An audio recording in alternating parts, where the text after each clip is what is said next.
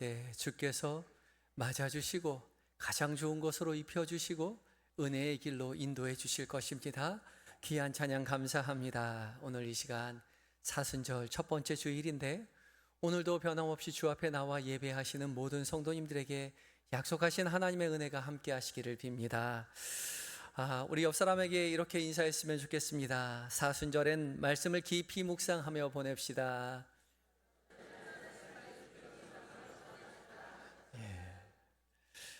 지난주 수요일, 제2의 수요일을 시작으로 이제 사순절을 보내고 있습니다. 그래서 앞에 내림천도 보라색으로 바꾸었지요. 보라색은 회개, 기다림을 상징하는 색상입니다. 사순절 기간 동안 우리는 우리 자신을 돌아보고 십자가를 깊이 묵상하며 경건하게 보내게 됩니다. 어떻게 하면 다른 기간보다 이 사순절을 더욱더 경건하게 보낼 수 있을까?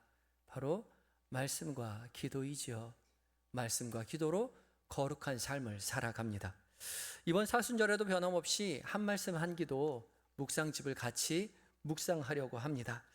나에게 주시는 단 하나의 말씀, 한 구절의 말씀 하루 종일 붙잡고 살아가면서 그 말씀이 다가올 때에 주 앞에 진솔하게 한 말씀으로 기도하는 한 말씀 한 기도입니다. 성경에 많은 지식들이 우리에게 있지만 성경의 많은 지식이 우리를 변화시켜 주지 못합니다.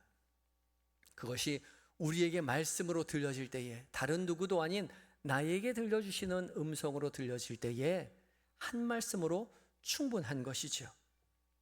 그 한 말씀 한마디가 내 생각을 깨뜨리고 내 삶의 방향을 돌이키고 우리의 삶을 새롭게 해주는 것입니다. 이 은혜를 사모하면서 40일을 함께 걸어가는 것이죠. 아직 동참하지 못하신 분들은 나가시면서 묵상집 한 권씩 가져가시기 바라고, 가져가실 뿐만 아니라 함께 동참해 주셨으면 감사하겠습니다. 이번 주 지난 수요일부터 새벽 기도의 시간에 이 한 말씀 한 기도로 함께 묵상을 하고 있고요. 어떻게 하면 묵상을 할 수 있을지에 대해서 지난주 수요일 말씀 집회 시간에 조금 더 자세하게 말씀을 드렸으니까요. 유튜브 보고 찾아보시면서 한 말씀 한 기도 함께 묵상하면서 은혜의 시간 사순절을 경건하게 보내셨으면 좋겠습니다. 사순절 첫째 주일을 맞이해서 하나님께서 우리에게 들려주시는 말씀은 바로 예수님께서 광야에서 시험에서 승리하시는 그런 장면이죠. 예수님은 40일을 광야에서 금식하신 이후에 사탄에게서 세 가지 시험을 당하시고 그 세 가지 시험에 모두 승리하십니다. 우리가 사순절을 보내면서 이 말씀을 읽고 나서 우리도 예수님처럼 사탄을 이기자 그렇게 결론을 내리기 쉽지만 사실 오늘 말씀은 그런 의미가 아닙니다. 오늘의 말씀의 중심은 사탄과 싸워서 이겨야 된다는 말이 아닙니다. 예수님의 관심은 사탄과 싸워서 이기는 데 있지 않았습니다. 예수님의 응답에 보면 예수님이 무엇에 관심을 가지고 있는지 분명하게 드러나죠. 예수님의 대답은 언제나 기록되었으되였습니다. 하나님의 말씀을 하나님의 말씀이 기록되었다는 거죠. 예수님은 사탄을 꾸짖는 데 집중한 것이 아니라 기록된 하나님의 말씀에 순종하는 것에 집중하셨습니다. 그리고 예수님의 이 순종의 장면을 에덴 동산의 아담의 불순종의 장면과 나란히 놓고 들려주고 계시죠. 그렇기 때문에 오늘의 말씀의 중심은 아담의 불순종과 예수 그리스도의 순종하심입니다. 사순절을 보내면서 왜 하나님께서는 우리에게 순종을 말씀하고 계시는 걸까요? 아담의 불순종이 그리고 예수님의 순종이 오늘을 살아가는 우리에게 어떤 의미가 있는 걸까요? 함께 말씀을 묵상하며 은혜를 나누려고 합니다. 첫 번째 우리가 반드시 기억해야 할 사실은요, 아담의 불순종은 하나님의 말씀을 듣지 않음에서 시작되었다는 사실입니다. 함께 읽어보겠습니다. 시작. 아담의 불순종은 하나님의 말씀을 듣지 않음에서 시작되었습니다. 창세기는요, 세상의 첫 시작을 알려주는 그런 책이죠. 그렇지만 창세기는 세상이 어떻게 만들어졌냐에 대한 관심이 없습니다. 세상의 사람들은 세상이 어떻게 만들어졌을까에 하후에 관한 관심을 가지고 있지만 성경은 하후에 관한 관심이 아니라 후에 관한 관심을 가지고 창세기를 기록하고 있습니다. 누가 세상을 만들어내는 거죠? 하나님께서 창조하셨습니다. 하나님께서 만드셨어요. 하나님께서 모든 세상을 만드신 것입니다. 당시 고대 근동에서는 하늘도 별도 바다도 구름도 그 모든 것이 신이라고 생각했습니다.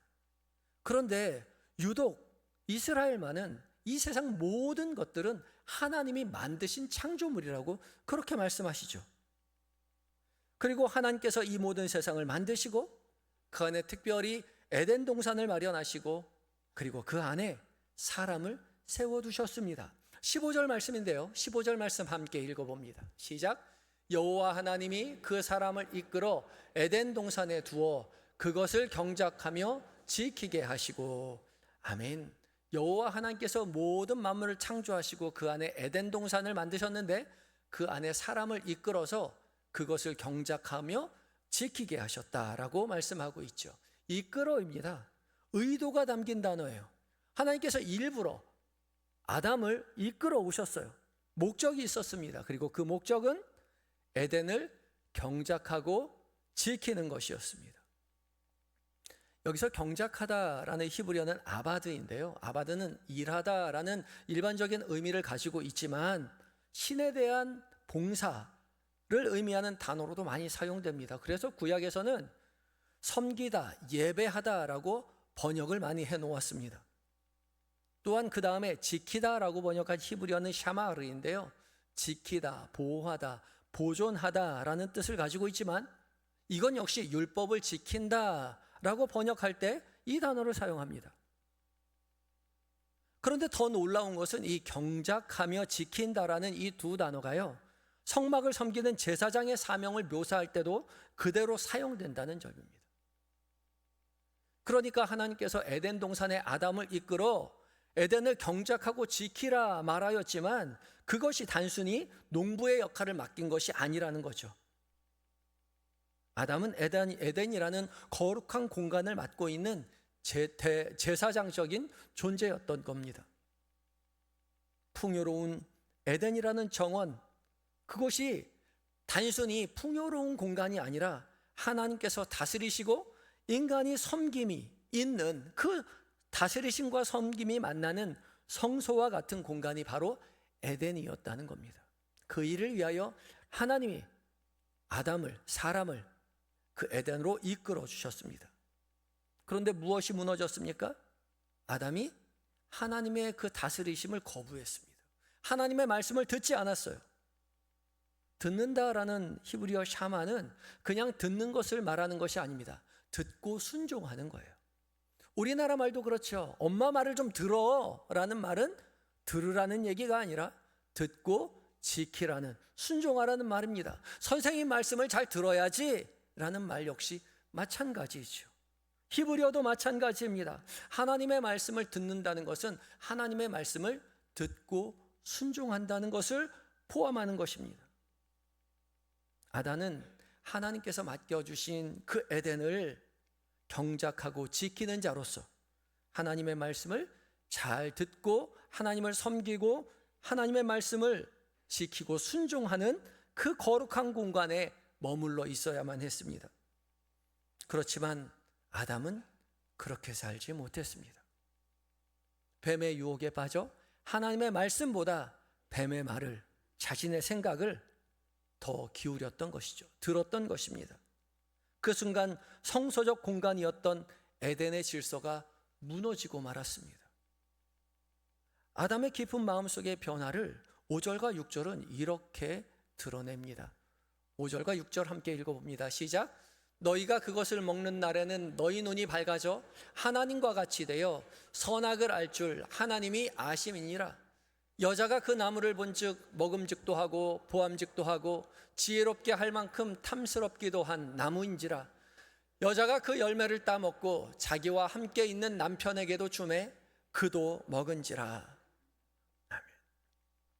뱀이 아담을 유혹할 때, 아담과 하와를 유혹할 때 너희가 그것을 먹는 날에는 너희 눈이 밝아져서 하나님같이 될 것이다. 하나님도 그거 다 알고 있다. 그렇게 유혹했습니다. 그런데 그 말을 듣고 보니 정말 그렇게 보였어요. 먹음직도 하고 보암직도 하고 지혜롭게 할 만큼 탐스럽기도 해 보였습니다. 이 말은 즉슨 하나님과 같은 존재가 될 수 있을 것만 같았다는 거예요. 그래서 선악과를 따먹고 말죠. 하나님의 말씀을 듣고 순종해야만 했던 아담과 하와가 하나님처럼 되고 싶은 마음에 하나님 마음의 말씀에 순종하는 것이 아니라 자신의 말, 자신의 생각, 사탄의 유혹, 사탄의 말을 귀담아 듣고 그 말을 따라갔던 것이죠. 그렇게 선악을 알게 하는 나무의 실과를 따먹은 아담과 하와는 어떻게 되었을까요? 눈이 밝아졌습니다. 그런데 눈이 밝아져서 깨달은 것은 자기가 벌거벗은 존재라는 수치심이었습니다. 하나님처럼 자신이 된 것이 아니라 수치스러운 자신임을 발견하게 된 거예요. 사실 이들이 처음 벌거벗었던 것은 아니었습니다. 2장 25절 말씀 읽어봅니다. 2장 25절입니다. 시작.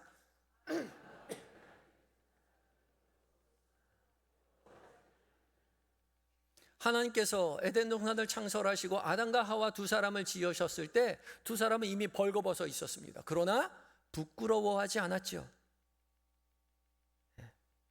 하나님과의 관계 안에 있었기 때문에 그들은 부끄러워하는 생각을 하지 못했습니다. 그러나 관계가 깨어지자 그들은 부끄러워했습니다. 눈이 열린 것이 아니라 하나님과의 관계가 닫혀버렸고 닫혀진 관계 안에서 하나님을 두려워하고 숨는 존재가 되었습니다. 이제 하나님의 음성은 더 이상 사랑의 음성으로 들려지지 않습니다. 두려운 음성으로 들리는 거죠. 하나님을 두려워하고 생명이신 하나님을 피해 숨고 말았습니다. 하나님을 멀리하는 것은, 생명이신 하나님을 멀리하는 것은 사망뿐이죠. 그래서 죄의 가장 깊은 결과물은 사망인 것입니다. 생명이신 하나님을 떠나는 순간 더 이상을 살 수 없는 거죠.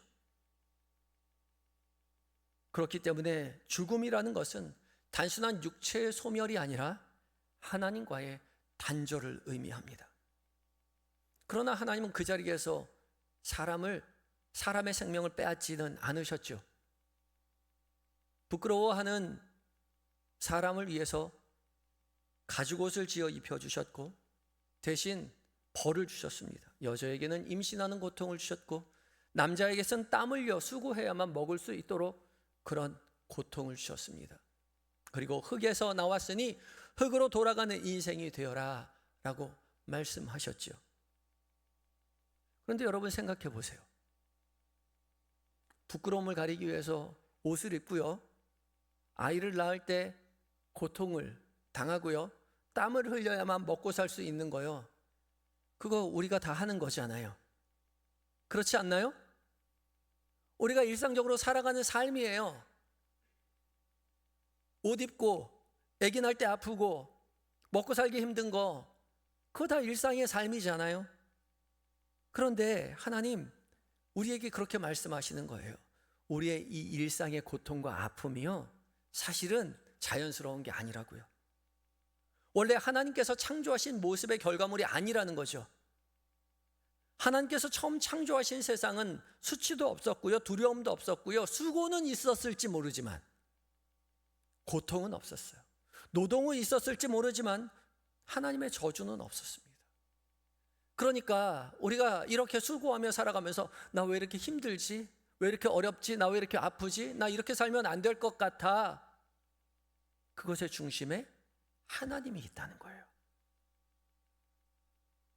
우리가 너무나도 당연하게 살아가는 이 고통스러운 일상이 사실은 하나님과의 관계가 어그러진 이후의 세계라는 거죠. 우리가 알 수 없지만, 볼 수 없지만, 하나님의 존재를 볼 수 없지만, 이해할 수 없지만, 인식할 수 없지만, 사실은 우리가 살아가는 이 일상은 하나님과의 관계가 깨어진 이후의 고통과 아픔을 수반한 일생이라는 거죠. 그래서 성경은 힘든 세상 용기 내어 살아라, 힘세게 힘을 내어 살아라, 그렇게 독한 마음 품고 강하게 살아라, 그렇게 말씀하지 않아요. 내가 살아가고 있는 수고로운 일상, 나와의 관계가 회복될 때 비로소 해결될 수 있단다. 그 고통, 그 두려움, 죽음을 향한 공포, 내 안에 있을 때 비로소 평안을 얻을 수 있단다. 하나님께서 우리에게 말씀하고 계시는 거죠. 그리고 그 관계의 회복의 출발점은 언제나 동일합니다. 하나님의 말씀을 듣는 자리로 다시 돌아오는 거죠. 에덴에 사람을 이끌어 경작하고 지키게 하셨듯이 하나님을 섬기고 하나님의 말씀을 지키며 살아가는 성소적인 삶을 우리가 일상에서 살아내야 하는 것이죠. 그것을 하나님께서 요구하고 있습니다. 사랑하는 한영의 성도 여러분, 혹시 여러분의 삶이 남들보다 고통스럽다고 생각이 되십니까? 왜 이렇게 힘들지? 왜 이렇게 아프지? 이렇게 살고 싶지 않은데? 부끄러움 속에, 두려움 속에, 고독 속에 하루하루를 버티고 계시는 분이 혹시 계신가요? 그렇다면 기억하시기 바랍니다. 우리가 주님께로 돌아갈 때, 주님의 말씀 앞에 다시 서게 될 때, 하나님과의 관계가 회복될 때 우리의 삶의 모든 문제가 해결될 것입니다. 환경이 부족해서가 아니에요. 하나님과의 관계가 어그러졌기 때문입니다. 말씀 앞에 다시 설 때에 우리의 관계가 회복될 것이고, 바로 그때에 사랑의 음성, 평안의 생명의 음성으로 우리의 삶 가운데 다시 들려지게 될 것입니다.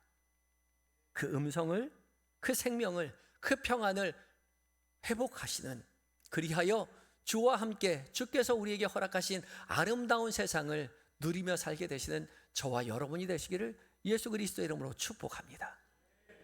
근데요, 그게 쉽지 않아요. 그래서 예수님께서 오셨습니다. 그래서 우리가 두 번째 기억해야 하는 것은요, 예수 그리스도의 순종은 끝까지 들으심에서 완성되었다는 사실입니다. 우리 두 번째 함께 읽어볼까요? 시작. 예수 그리스도의 순종은 끝까지 들으심에서 완성되었습니다. 오늘 우리가 함께 읽은 마태복음의 예수님의 상황은 지금 아담의 상황과 정반대에 놓여 있었습니다. 아담은 에덴 동산에서 풍요로운 삶을 누리고 있었어요. 그런데 예수님은 지금 광야에 있죠. 아무것도 없는 메마른 광야, 게다가 예수님은 지금 40일 동안 금식하셨습니다. 그리고 아담에게 사탄이 찾아와 유혹한 것처럼 예수님께도 유혹의 말을 건네죠. 3절 말씀 함께 읽어봅니다. 3절입니다. 시작. 시험하는 자가 예수께 나와서 이르되 내가 만일 하나님의 아들이거든 명하여 이 돌들로 떡덩이가 되게 하라. 아멘. 지금 예수님에게 가장 필요한 게 무엇입니까? 떡이요. 42기를 굶주렸잖아요. 그래서 떡을 만들어 먹는다고 해서 사실 아무도 뭐라고 할 사람 없습니다. 예수님께 그런 능력이 없는 건 아니겠죠? 그런데요, 이 사탄의 이 유혹에 미묘한 전제가 하나 붙어 있습니다. 무엇이냐면 내가 만일 하나님의 아들이거든. 가정법입니다. 내가 만일 하나님의 아들이라면 그 돌덩이들로 떡덩이 되게 해서 만들어 먹어보라는 거예요. 하나님의 아들임을 스스로 증명해 보라는 유혹이었습니다. 그래서 여러분, 이 마귀의 사탄의 유혹이 언제 발생했느냐가 정말 중요합니다. 이게 언제였냐? 1절 함께 가볼까요? 1절 말씀 함께 읽어봅니다. 시작. 그때에 예수께서 성령에게 이끌리어 마귀에게 시험을 받으러 광야로 가사. 그때에입니다. 언제라고요? 그때에요. 그때가 언젠데요? 성령에게 이끌려 마귀에게 시험 받으러 갈 때요. 그때가 언제냐면 오늘 말씀 성경 가지고 계신 분은 한번 찾아보세요. 4장 1절 읽었는데 3장 마지막 부분을 한번 찾아보시죠. 이때가 어느 때였나? 어느 때입니까? 예수님이 요단강에서 세례를 받으실 때였어요. 예수님께서 요단강에서 세례를 받으실 때 어떤 일이 일어났습니까? 하늘이 열리고 하늘에서 소리가 났죠. 뭐라고요? 이는 내 사랑하는 아들이요 기뻐하는 자라. 하늘의 음성이 들렸습니다. 그리고 그때 마태, 마가, 누가복음 공히 예수님께서 세례를 받으신 장면 이후에 바로 뒤에 예수님이 시험당하시는 장면을 그 뒤에 이어서 기록해 놓았습니다. 예수님께서 세례 받으실 때 하늘이 열리고 성령이 비둘같이 내리면서 이는 내 사랑하는 아들이요 내 기뻐하는 자라, 이미 하나님의 아들이라고 하늘에서 말씀해 주셨어요. 그리고 나서 곧바로 예수님은 광야로 가서 금식하셨고, 사단은 예수님을 찾아와 하나님의 아들임을 다시 증명해 보라고 유혹을 하고 있는 거죠. 지금 사탄의 유혹은 하나님의 아들로서의 예수님의 능력을 시험하는 것, 의심하는 것이 아니었습니다. 너 정말 예수님 하나님의 아들 맞아? 너 그렇게 할 수 있어? 해봐 라고 능력을 시험하는 것이 아니었어요. 예수님의 정체성을 의심하는 거죠. 이미 들은 하나님의 말씀을 의심하게 만드는 거예요. 왜냐하면 지금 예수님께서 맞닥뜨리고 있는 이 현실이 전혀 하나님의 아들이라는 하나님의 그 음성과 전혀 어울려 보이지 않았기 때문에 그렇습니다. 하나님의 사랑받는 아들이라며 왜 광야에서 홀로 서 있어? 하나님의 기뻐하시는 아들이라며 40일 동안 왜 굶고 있어? 하나님의 말씀과 전혀 어울리지 않는 현실의 간극, 이 지점을 사탄이 파고들고 있는 거죠. 그런데 예수님은 자신의 능력을 증명해 보이지 않습니다. 보란듯이 돌덩이를 떡으로 만들어서 먹으면서 봐, 나 하나님의 아들 맞잖아 라고 얘기하지 않으셨어요. 대신 이렇게 대답하시죠. 4절 말씀 함께 읽어봅니다. 시작. 예수께서 대답하여 이르시되 기록되었으되 사람이 떡으로만 살 것이 아니요 하나님의 입으로부터 나오는 모든 말씀으로 살 것이라 하였느니라 하시니. 아멘. 예수님 대답하십니다. 기록되었으되. 기록되었다고요. 이미 하나님께서 말씀하셨다고요. 이 기록되었다라고 사용한 헬라어는 게그라프타이인데요, 완료 시제로 되어 있습니다. 헬라어에서 완료 시제는 과거에 있었던 동작이 지금 현재까지 그대로 유효하다는 것을 의미하는 시제예요. 그러니까 과거에 기록된 하나님의 말씀이 지금 여전히 유효하다는 것이요. 지금 이 순간에도 예수님을 지배하고 있는 하나님의 말씀이라고 고백하고 있는 겁니다. 지금 예수님은 여전히 광야에 홀로 서 있고 배고픈 현실은 변함이 없지만 예수님의 생명은 언제나 하나님의 입에서 나오는 모든 말씀에 달려 있다고 그렇게 고백하고 있는 거예요. 굳이 돌덩이로 떡을 만들지 않아도, 성전에서 뛰어내리지 않아도, 사탄에게 굽혀 경배하지 않아도 이미 하나님께서 이는 내 사랑하는 아들이요 기뻐하는 자라 말씀하셨기에 그 말씀을 신뢰하며 하나님의 아들이라고 그렇게 예수님의 말씀, 하나님의 말씀에 의지하여 그렇게 고백하는 거죠. 여러분, 우리 삶도 그렇지 않습니까? 때로 사람들이 우리에게 찾아와서 그렇게 묻지요. 너 예수 믿는다며, 하나님의 아들이라며, 하나님의 사랑받는 자녀이라며, 네 삶은 왜 그 모양 그 꼴이니? 왜 그렇게 힘드니? 그 형편밖에 못 사니? 하나님이 기뻐하시는 자녀라며, 하나님이 살아있다며 너 왜 이렇게 힘들게 살아? 그렇게 물어요. 아니, 사람들이 우리에게 묻지 않아도 우리 스스로 그렇게 생각하죠. 주님 앞에 기도합니다. 하나님, 나 예수 믿는데 왜 이렇게 힘들어요? 나 왜 이렇게 어려워요? 주님, 나 사랑한다며. 하나님, 나 사랑하는 거 맞아요? 하나님, 나 주님의 자녀 맞습니까? 나 구원받는 거 맞아요? 아닌 거 아니에요? 내가 그때 잘못 들은 거 아니에요? 하나님의 자녀라면 나를 비웃는 저 사람들 보란듯이 기적 같은 삶, 풍요로운 생활 해야 되는 거 아닙니까? 그렇게 살고 싶어요. 원망 섞인 기도로 눈물을 흘리며 밤을 지새울 때가 우리에게 있어요. 그런데 여러분, 그런 마음은 이미 들은 하나님의 말씀을 의심하는 거예요. 하나님 66권 하나님의 말씀을 통하여 너희는 사랑받는 자녀다. 내가 너를 위하여 모든 것을 내어 바쳤다. 내가 너를 돌보고 지키겠다 말씀하셨어요. 이미 하신 그 말씀이 여전히 우리에게 이루어지고 있다는 사실을 우리는 결코 잊어서는 안 돼요. 예수님의 순종은 돌로서 떡을 만들어 먹는 행위가 아니에요. 보란듯이 세상 사람들이 부러워할 만한 그런 능력 있는 삶을 살아내는 것이 아니에요. 살아가는 현실보다 이미들은 하나님의 말씀을 붙잡고 살아가는 거예요. 언제까지요? 십자가까지요. 십자가에 달려 죽으시기까지 주님 그렇게 걸어가셨어요. 우리가 그렇게 할 수 있을까요? 아니요, 우리는 그렇게 할 수 없습니다. 우리는 태생이 아담의 자손이거든요. 우리는 하나님의 말씀을 듣기 위하여, 순종하기 위하여 창조되었지만, 이끌림마다 에덴 동산에 살게 하셨지만, 우리는 돌아서면 하나님의 말씀보다는 세상의 말에, 사탄의 유혹에 쉽게 넘어가는 존재일 뿐이죠. 그런데요, 주님이 대신 그래서 이 땅 가운데 오셨습니다. 자꾸만 실패하고 쓰러지는 우리를 대신해서 이 땅에 오셔서 하나님의 말씀에 순종하여 우리 죄를 위하여 십자가에 달려 죽으셨어요. 우리 대신 승리하셨어요. 그리고 그것을 우리에게 지금 말씀하셨습니다. 그 말씀 우리에게 들려주세요. 요한복음 19장 30절입니다. 함께 읽어봅니다. 시작.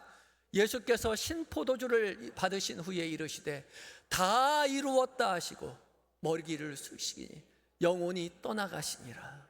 아멘. 어떻게 하셨다고요? 다 이루셨다고요. 우리의 죄를 다 짊어진 예수님이 십자가에 달려 죽으시면서 다 이루셨다라고 말씀하셨어요. 이 다 이루셨다도요, 현재 완료 시제로 되어 있습니다. 2000년 전 십자가 위에서 하셨던 그 말씀이 2000년 전뿐만 아니라 지금에도 우리에게까지 이어져 오고 있다는 거예요. 효력이 있다는 거예요. 십자가 위에서 다 이루셨다고, 완성하셨다고 우리에게 말씀하셨죠. 그래서 우리는 그 말씀을 붙잡는 겁니다. 예수님의 광야의 순종이 십자가의 순종에게까지 이르렀고 완성하셨습니다. 아담의 후손인 우리는 무너졌지만 예수님이 대신 다 이루어 주셨습니다. 우리 대신 끝까지 순종하셔서 우리의 구원을 완성해 주셨어요. 사랑하는 한영의 성도 여러분, 우리가 이 은혜 아래 지금 살고 있으면 우리는 결코 잊어서는 안 됩니다.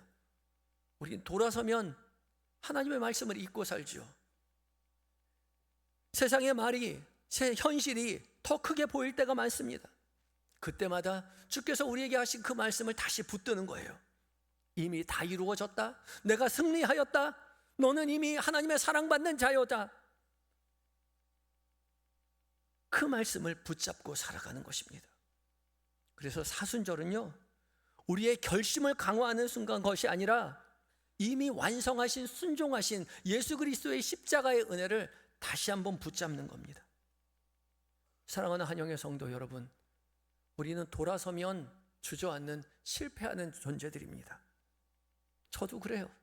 하나님의 말씀을 전한다고 하지만 저도 돌아서면 세상 걱정, 살아갈 걱정, 자식 걱정, 무엇을 먹어야 할지, 무엇을 입어야 할지, 그리고 좀 더 어떻게 하면 잘 살 수 있을까에 대한 세상 사람들의 이야기에 귀를 기울이는 그런 사람일 뿐입니다. 우리 모두 그래요. 그러나 걱정하지 마십시오. 우리 예수님께서 끝까지 순종하심으로 우리의 구원을 다 이루어 주셨습니다. 그 은혜를 늘 기억하며 끝까지 순종하신 예수 그리스도를 바라보며 사순절 은혜 안에서 믿음의 길을 걸어가시는 저와 여러분이 되시기를 예수 그리스도의 이름으로 축복합니다. 함께 기도하시겠습니다.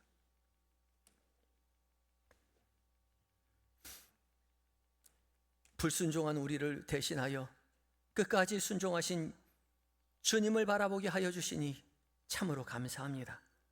십자가의 고난과 죽음 앞에서도 끝까지 아버지의 말씀, 그 뜻을 붙드신 주님의 순종이 오늘 우리의 길이 되게 하셨사오니 다 이루었다 말씀하신 그 순종의 그 말씀을 늘 기억하게 하시고 붙잡게 하시고 사순절 기간 동안 주님을 사랑한다고 고백하며 믿음의 길을 걸어내는 우리 모두가 되게 하여 주시옵소서. 우리를 위해 모든 것 내어주신 예수님의 거룩하신 이름으로 기도드립니다. 아멘.